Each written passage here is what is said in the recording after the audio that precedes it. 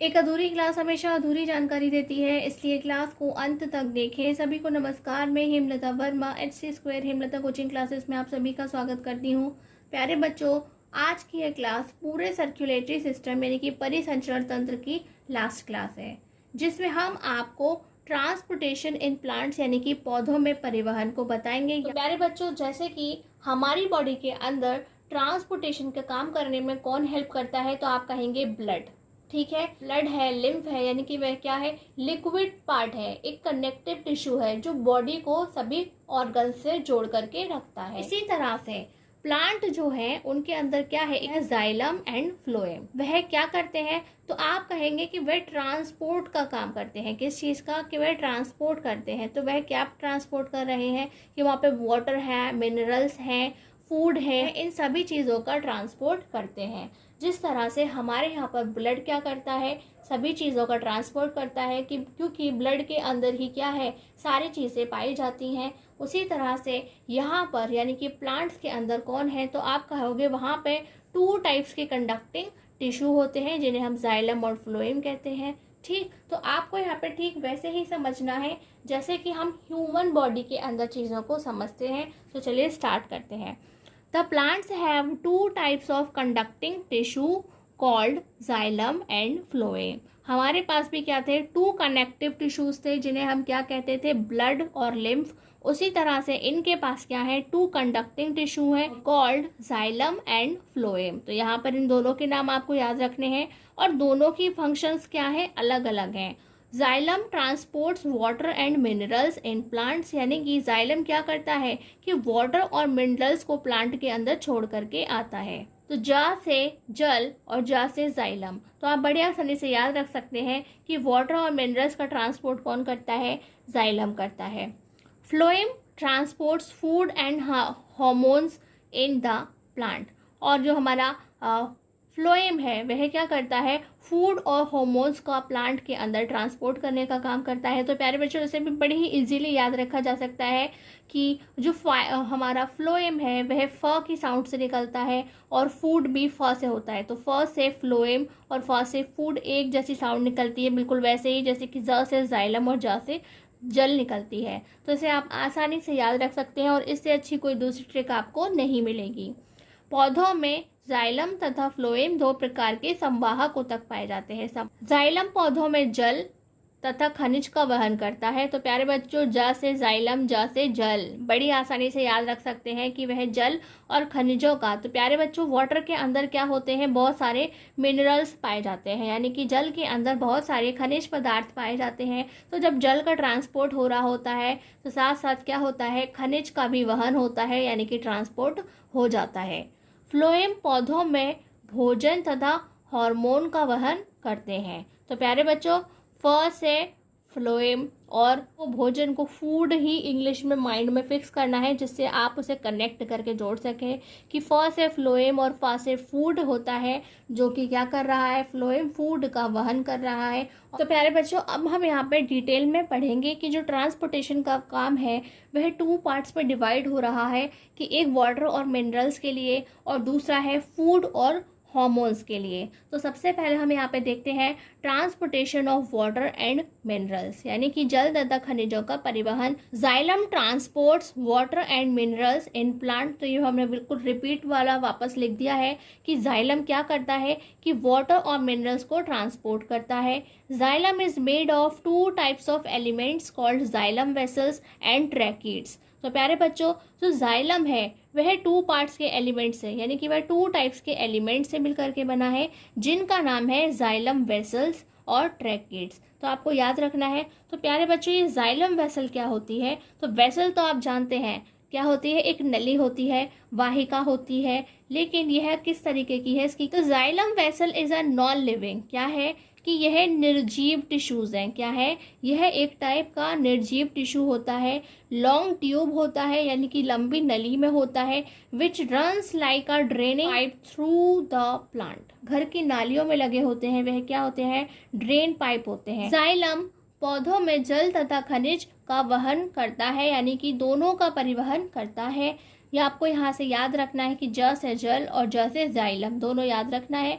Xylem 2 तत्वों xylem वाहिकाएं तथा वाहिनियों से मिलकर बना होता है। तो प्यारे बच्चों, जो क्या है, जो जाइलम वेसल्स है उन्हें क्या कहते हैं हिंदी में? जाइलम वाहिकाएं कहते हैं। और जो ट्रैकिड्स हैं उन्हें हिंदी में क्या कहा जाता है? वाहिनियों या फिर वाहिनिकाओं कहा जाता है।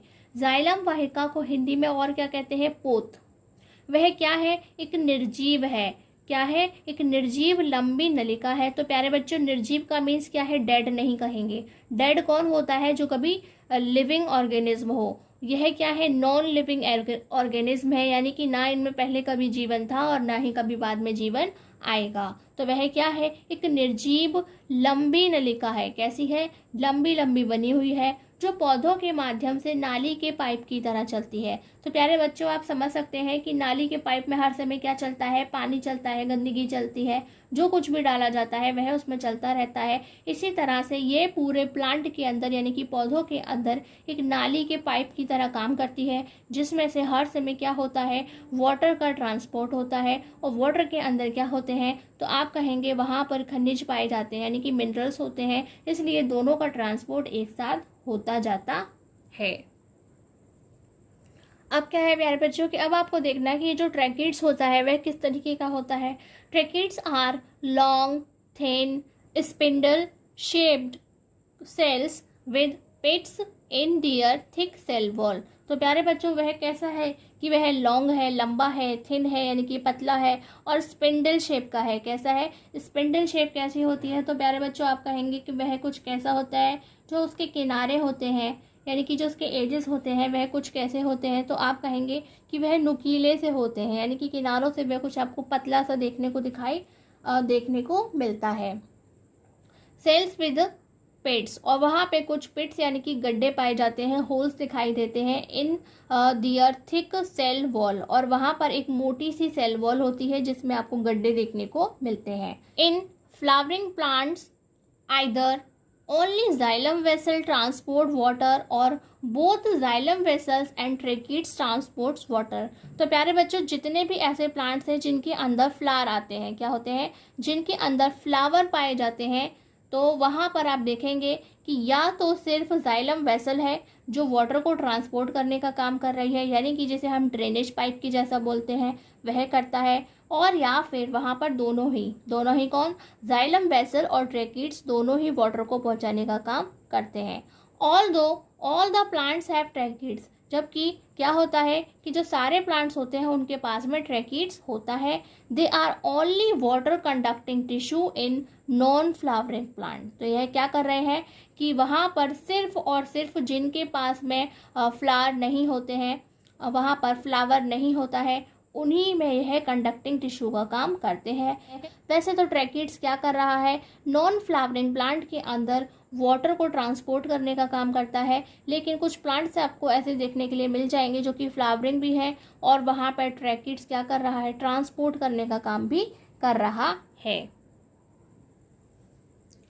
वाहिनिकाएं लंबी पतली नलिकाकार कोशिकाएं होती हैं। तो प्यारे बच्चे, कैसी हैं? एक ट्यूब के जैसी हैं। कैसा ट्यूब? जो कि पतला है और लंबा है, और कैसा होता है? तो हम कहेंगे किनारों से नुकीला भी होता है, जिनकी मोटी कोशिका भित्ति में गड्ढे होते हैं। कोशिका भित्ति यानी कि जो इनकी बाहर की सरफेस आपको दिखाई दे रही है वह कैसी होती है? मोटी सी होती है, और उसके अंदर गड्ढे दिखाई देते हैं, पिट्स दिखाई देते हैं।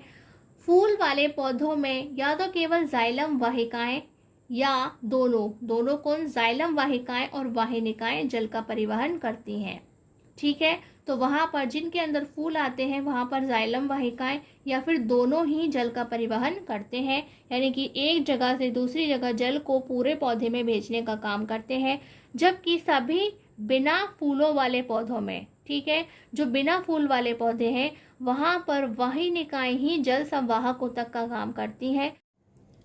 The evaporation of water from the leaves of a plant is called transpiration। तो प्यारे बच्चों, ये क्या कह रहा है? evaporation of water, it means water का steam बनना। क्या कह रहा है? water का steam बनना from the leaves of a plant, यानी कि प्लांट की लीव्स से जब वाटर क्या हो रहा है? स्टीम बन के उड़ रहा है, इवेपोरेट हो रहा है, इट मीन्स उसे क्या कहते हैं? ट्रांसपिरेशन कहते हैं। Transpiration helps in temperature regulation in plants. तो प्यारे बच्चों, जिस तरह से हमारी बॉडी के टेम्परेचर को कौन रेगुलेट करता है, ब्लड करता है, उसी तरह से ये जो ट्रांसपिरेशन है यानी कि वाटर का इवेपोरेट होकर के उड़ जाना है, वह क्या कर रहा है, प्लांट के टेम्परेचर को रेगुलेट कर रहा है यानी कि मेंटेन करने का काम करता है। In this process no energy is used. और प्यारे बच्चों, ये जो वाटर के ट्रांसपोर्टेशन का जो पूरा प्रोसेस है, उस प्रोसेस में किसी भी टाइप की कोई एनर्जी यूज नहीं होती है। पौधों की पत्तियों से जल के वाष्पन को वाष्पोत्सर्जन कहते हैं। तो प्यारे बच्चों, वाष्पोत्सर्जन क्या है, जल का वाष्प बन के उड़ जाना। लेकिन कहाँ से, पौधों की पत्तियों से जल का वाष्प बन के उड़ जाने को हम वाष्पोत्सर्जन कहते हैं। एग्जाम में ये पूछा जाता है बच्चों, अच्छे से ध्यान से आप इसको याद रखिएगा, हिंदी मीडियम और इंग्लिश मीडियम दोनों ही याद रखिएगा।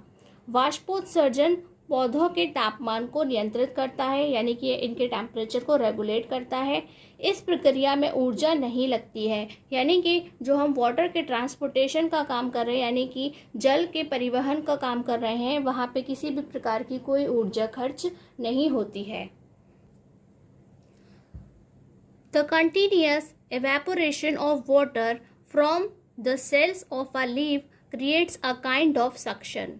तो प्यारे बच्चों, ये क्या कह रहे हैं कि अगर इवेपोरेशन का काम कंटिन्यूसली चलता है, वाटर के इवेपोरेशन का काम कंटिन्यूसली चलता है, इट मीन्स जो लीफ की सेल है, ठीक है, जो पत्तियों की जो सेल है वह क्या करती हैं, एक सक्शन बनाने का काम करती हैं, creates a kind of suction. तो प्यारे बच्चों, सक्शन क्या होता है, तो प्यारे बच्चों आप सभी ने वैक्यूम क्लीनर के बारे में सुना होगा। तो वैक्यूम क्लीनर क्या करता है, अपने अंदर हवा को खींचता है और हवा के साथ जितना भी डस्ट पार्टिकल, गंदगी, कचरा जो भी होता है वह सब खींच करके उसके अंदर आ जाता है और जो है सफाई का काम ठीक तरीके से, बहुत अच्छे तरीके से हो जाता है। उसी तरह से ये जो सक्शन है वही काम करता है। यहाँ पर जो लीव्स हैं वह क्या कर रही हैं, वाटर को पुल करने का काम कर रही हैं। क्या कर रही हैं, वाटर को पुल करने का काम करती हैं, यानी कि पानी को वह सॉइल से ऊपर की ओर खींचने का काम करती हैं, पत्ती तक, एक एक पत्ती तक पहुंचाने का काम करती हैं, जिसे हम क्या कह रहे हैं, सक्शन कह रहे हैं। और ये काम कौन करता है, थ्रू द जाइलम वेसल्स। तो जो जाइलम वेसल्स हैं वह पानी को सॉइल से खींचने का काम करती हैं, उसे ही हम सक्शन कहते हैं। The movement of water and minerals in xylem is always upwards।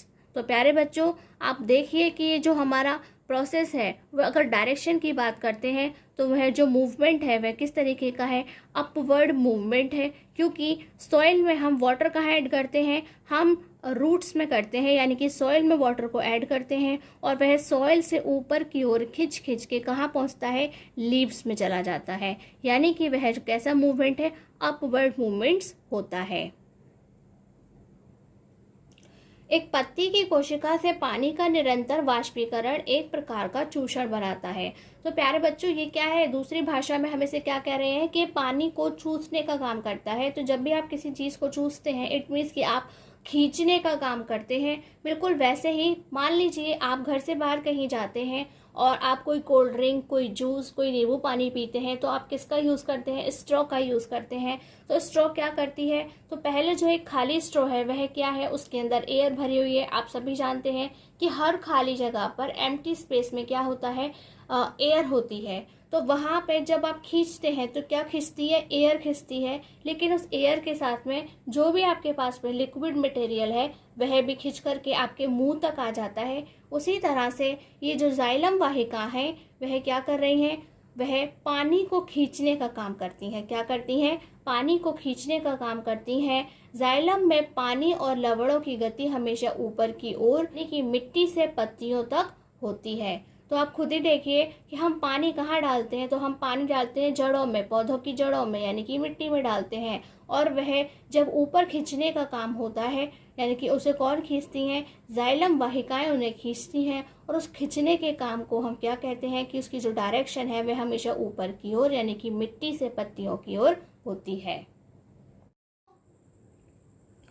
तो प्यारे बच्चों, इसे ठीक से समझने के लिए हम डायग्राम की हेल्प ले रहे हैं, और ये वही डायग्राम है जो हमने रेस्पिरेशन के दौरान, यानी कि प्लांट्स में जब हमने आपको रेस्पिरेशन सिखाया था, पौधों में श्वसन को बताया था, तब हमने इसे ड्रॉ किया था। तो प्यारे बच्चों, हमने आपको क्या बताया कि यहाँ पर क्या होता है कि एक स्ट्रॉ की तरह, या फिर हम क्या कह रहे हैं कि वैक्यूम क्लीनर की तरह जो वाटर है वह रूट्स में से, कहाँ से, कि हम जो वाटर है वह कहाँ डालते हैं, तो हम कहेंगे कि हम मिट्टी के अंदर क्या डालते हैं, हम मिट्टी के अंदर पानी डालते हैं, प्लांट के अंदर, पौधों के अंदर सॉइल में पानी डालते हैं। तो उसका जो डायरेक्शन होता है वह खिंच करके कहाँ जा रहा है कि वह सॉइल से लेकर एक एक लीफ तक अपने आप पहुँच जाता है।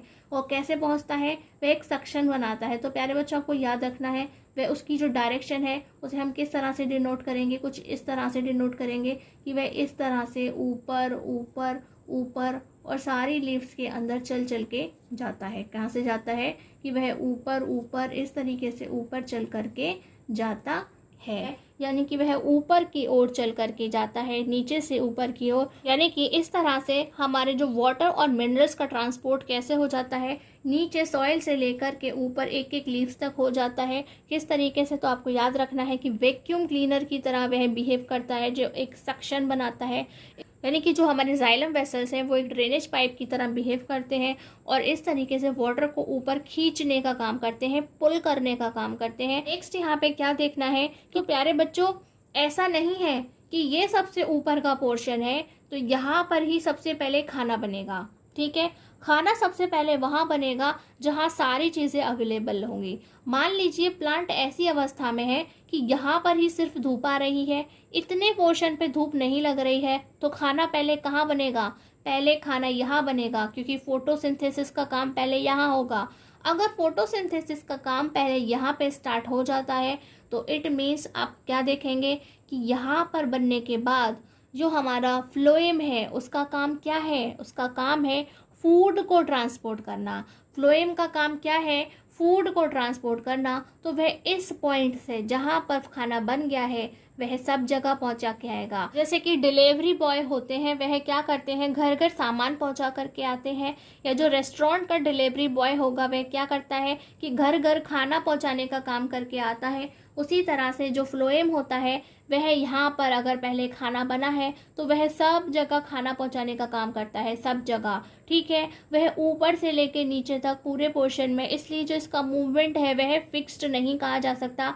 अगर यहाँ पर प्लांट में पहले खाना बन गया है इट मीन्स कि वह ऊपर भी पहुँचा करके आएगा, नीचे भी पहुँचा करके आएगा। और अगर खाना यहाँ पहले बन गया है, फूड यहाँ पे पहले रेडी हो गया है, तो वह सारे नीचे के पोर्शन में पहुँचा करके आएगा।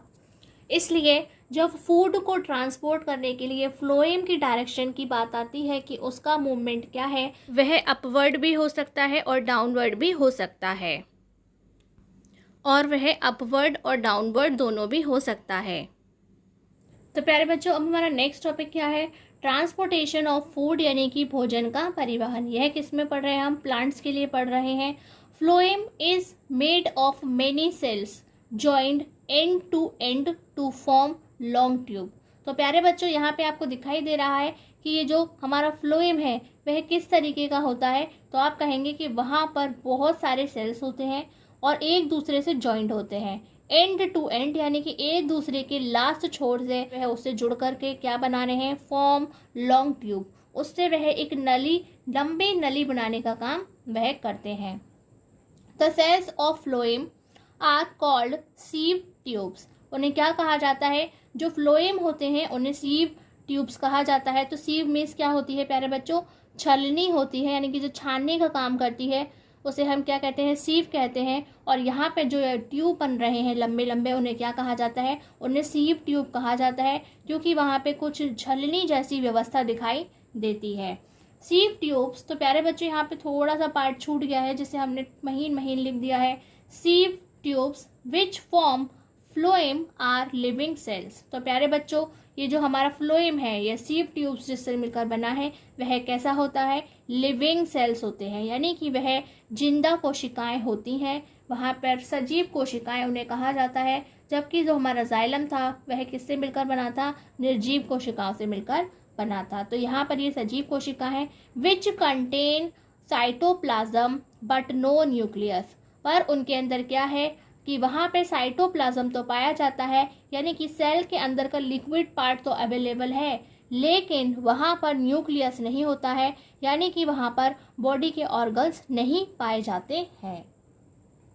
Each sieve tube cell has a companion cell next to it. और वहाँ पे हर एक सीव ट्यूब के पास में क्या होती है, एक कंपेनियन। जैसे हमारे पास में क्या होता है, एक पार्टनर होता है, यानी कि स्कूल में हमारे फ्रेंड्स हमारे पार्टनर की तरह होते हैं, मम्मी के पास में पापा पार्टनर की तरह होते हैं, दादा के पास दादी पार्टनर की तरह होती हैं। उसी तरह पे यहाँ पर जो हमारी सीव ट्यूब सेल है उसके पास भी क्या होता है, अपना एक companion cell next to it, यानी कि उसके साथ में होता है।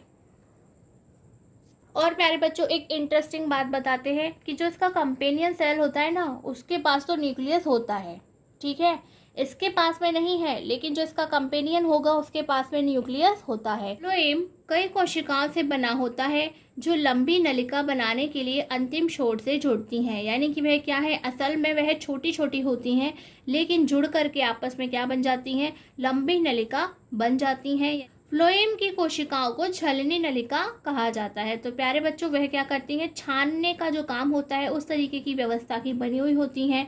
छलनी नलिकाएं जो फ्लोएम बनाती हैं वे जीवित कोशिकाएं हैं। कैसी हैं कि वहां पर आप कहेंगे कि वह कैसी हैं, लिविंग सेल्स हैं, उनके अंदर जीवन पाया जाता है, जिनमें कोशिका द्रव्य पाया जाता है। प्यारे बच्चों, उनके अंदर क्या है, जो सेल के अंदर का लिक्विड पार्ट होता है, द्रव्य पदार्थ होता है, यानी कि कोशिका द्रव्य है, वह वहां पर पाया जाता है, परंतु उनमें नाभिक नहीं होता है, यानी कि वहां पर कोशिकांग देखने को नहीं मिलते हैं। एक छलनी कोशिका है, जिसे हम क्या कहते हैं, छलनी नलिका कोशिका कहते हैं, उसकी एक साथी कोशिका भी होती है, यानी कि उसके पास क्या होता है, अपना एक पार्टनर होता है, कंपेनियन होता है, जिसके साथ में वह रहती है। और प्यारे बच्चों, उसका जो साथी होता है, ये जो साथी कोशिका है, इसके पास में नाभिक होता है। क्या कहेंगे आप, इस साथी के पास में नाभिक पाया जाता है। The transport of food from the leaves to other parts of the plant is called translocation। तो प्यारे बच्चों, जब हम फूड को ट्रांसपोर्ट करते हैं कहाँ पर, from the leaves to other parts of the plant is called translocation. तो वहाँ पर हम फूड को ट्रांसपोर्ट करने की परिस्थिति को क्या कहते हैं, ट्रांसलोकेशन कहा जाता है, यानी कि उनकी लोकेशन है वह चेंज हो जाती है। क्या होती है, लोकेशन को ट्रांसपोर्ट कर दिया जाता है, यानी कि वह अलग अलग जगह पे भेज दिया जाता है। The movement of food in phloem can be however upwards, यानी कि हालांकि उसे हम अपवर्ड्स भी कह सकते हैं, डाउनवर्ड्स भी कह सकते हैं, depending on the needs of the plant, यानी कि प्लांट के अंदर भोजन की ज़रूरत कहाँ पर है और किस जगह पे है, वहाँ बना है तो वहाँ पर हमें ऊपर भेजना होगा या नीचे भेजना होगा, यह देखना होता है।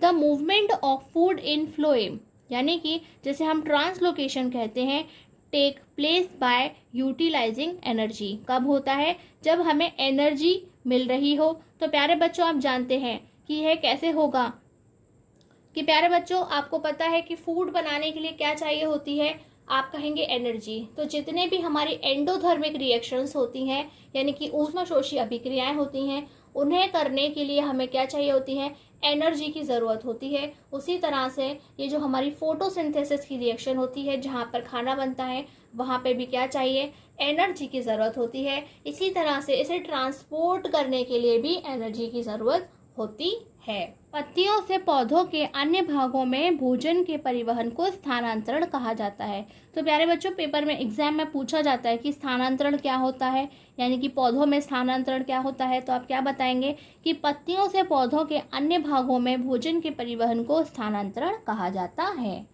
फ्लोएम में भोजन की गति, यानी कि भोजन पहुंचाने की दिशा की बात हो रही है, पौधों की ज़रूरत के आधार पर ऊपर या नीचे की ओर हो सकती है।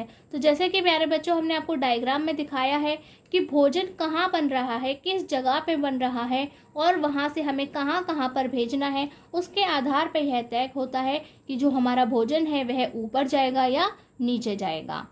फ्लोएम में भोजन की गति यानी कि स्थानांतरण ऊर्जा के उपयोग से होती है, यानी कि वहाँ पे एनर्जी की ज़रूरत होती है, तभी हम भोजन को एक जगह से दूसरी जगह ट्रांसपोर्ट करने का काम यानी कि भेजने का काम कर सकते हैं। प्यारे बच्चों, एग्जाम में आपको हर एक चीज़ लिखने को नहीं आती है, इसलिए आपसे जितना पूछा जाए आप उतने का ही जवाब देंगे। हर लाइन एक क्वेश्चन की तरह है, इसलिए हर लाइन को आप ध्यान से पढ़ेंगे और उसे रिवाइज भी करेंगे, तभी आप क्वेश्चंस के रिप्लाई दे पाएंगे। अगर आप ये सोच के छोड़ देंगे कि हमें इतने बड़े बड़े पैराग्राफ्स याद करने हैं तो हम नहीं कर पाएंगे। वहाँ पर हमेशा आपको इन्हीं पैराग्राफ्स में से किसी भी एक लाइन को क्वेश्चन की तरह पूछ लिया जाएगा और वहीं से आपको इसका रिप्लाई करना होगा और ठीक उतना ही रिप्लाई करना होगा, ज़रूरत से ज़्यादा आपको नहीं लिखना होता है। प्यारे बच्चों, यदि आज की ये क्लास आपको अच्छी लगी हो तो please like, comment and share this class. और यदि अभी तक आपने हमारे चैनल को सब्सक्राइब नहीं किया है तो आज ही सब्सक्राइब करें और नोटिफिकेशन बेल को भी ज़रूर ऑन करें। प्यारे बच्चों, डू रिमेंबर, याद रखिए, आज की क्लास आज ही ख़त्म कीजिए, कल के लिए बचाकर कुछ मत रखिए। आज की क्लास में बस इतना ही। नमस्कार, धन्यवाद।